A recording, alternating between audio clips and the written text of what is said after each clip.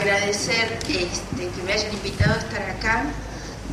Para mí volver a venir a Buenos Aires cada vez que vengo es siempre una emoción muy fuerte, y más estar en este lugar donde yo estudiaba. Estaba tratando de acordarme en qué año, pero creo que era en 1960, 61, que mis profesores eran Fernando López Anaya y Ana María Moncalvo, pero el taller estaba en el sótano.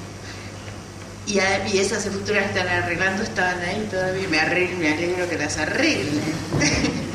Bueno, y también para mí considero, vivo en Nueva York como la verdad desde el año 64, y considero un privilegio poder venir periódicamente a exponer acá y mostrar mi obra acá. Yo creo que cuando uno se mueve a otro contexto y cambia de país, hay un momento en que uno se pregunta quién es mi interlocutor, a quién le estoy hablando, ¿no? Y esa respuesta define la obra.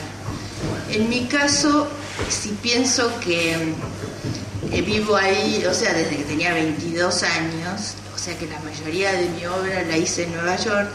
Sin embargo, yo sigo pensando en español, y mi referente en todo sentido, así yo creo que emocional, pero aparte inevitable, es el país donde nací, porque yo pienso que el lugar donde uno se forma lo define para siempre, porque la primera experiencia, o sea, la primera manzana que uno ve compara todas las otras con esa, y todas las primeras son argentinas, ¿no? Era interesante la referencia a ese manifiesto, porque ese manifiesto era hace 3.000 años, ¿no? Pero de todas maneras, pero igual, claro que lo que pasa es que es larguísimo toda la historia, pero bueno, de todas maneras vamos a tratar de resumir.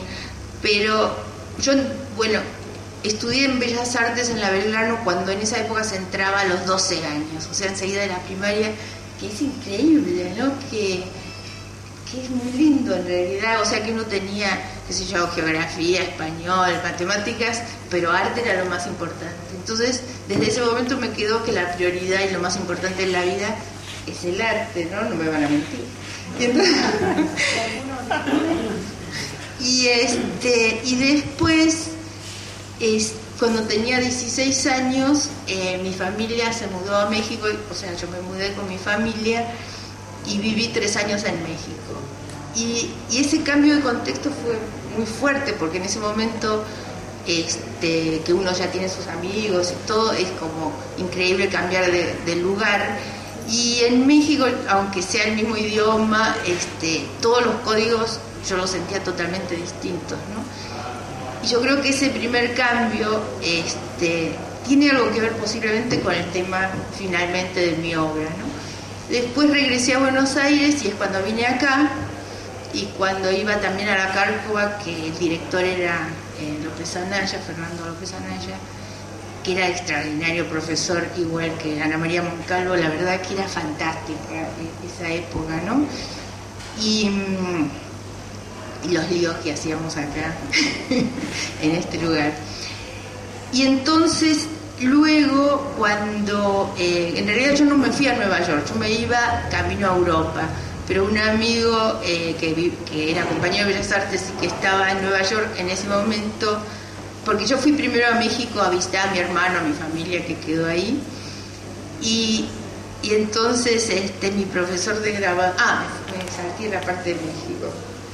Bueno, cuando fui a México a los 16 años, estudié grabado, y también con un profesor que es un artista genial, que es, no sé si lo conocen, a Matthias Goeritz, que es un alemán que vivía en México y que era un tipo muy inteligente y así muy transgresor, ¿no? Y yo le tenía mucha admiración, porque yo era más bien modosita, ¿no?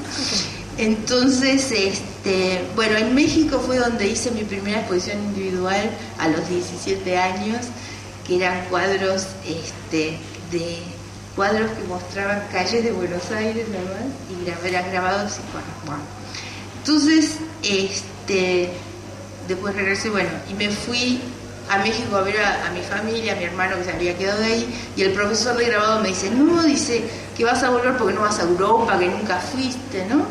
Entonces, y ahí fue donde iba a ir a Europa, pero un amigo me dijo, no, primero ven a Nueva York, que está la Feria Mundial, era el 64, y ahí fui y desde entonces estoy ahí.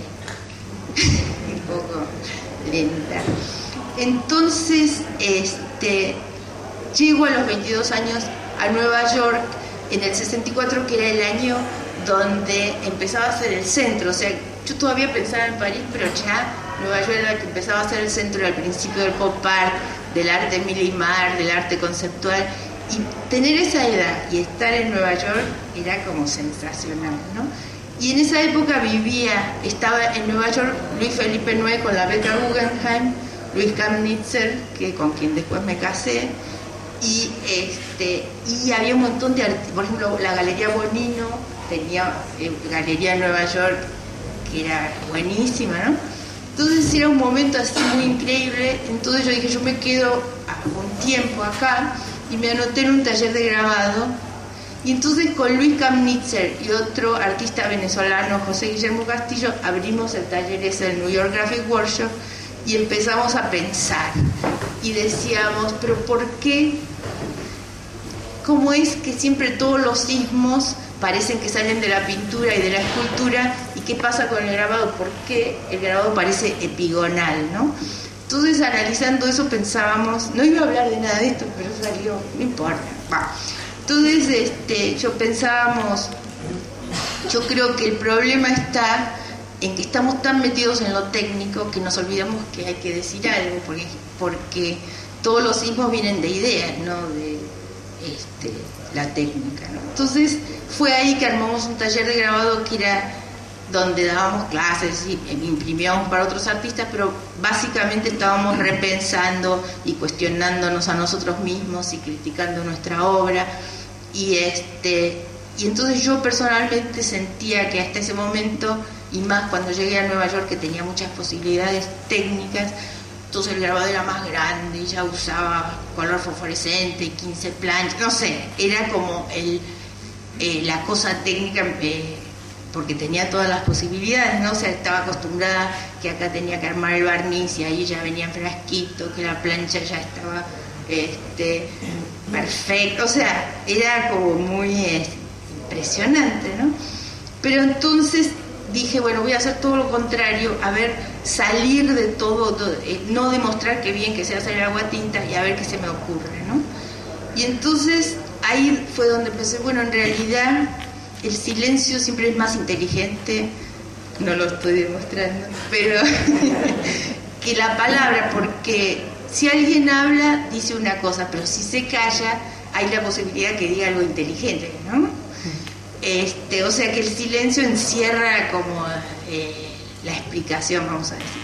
Entonces empecé a trabajar con espacios blancos y de golpe me di cuenta también, no sé cómo es que de golpe me di cuenta que mi tema era, que me interesaba mucho el tema de mezclar la realidad virtual con la cosa real, ¿no? Por ejemplo, hacer un papel arrugado, la imagen de un papel arrugado que se arrugaba, o imprimir con barniz blando una soguita y terminarlo con una soga de verdad, o sea, pasar del espacio virtual al real y trabajar en ese espacio.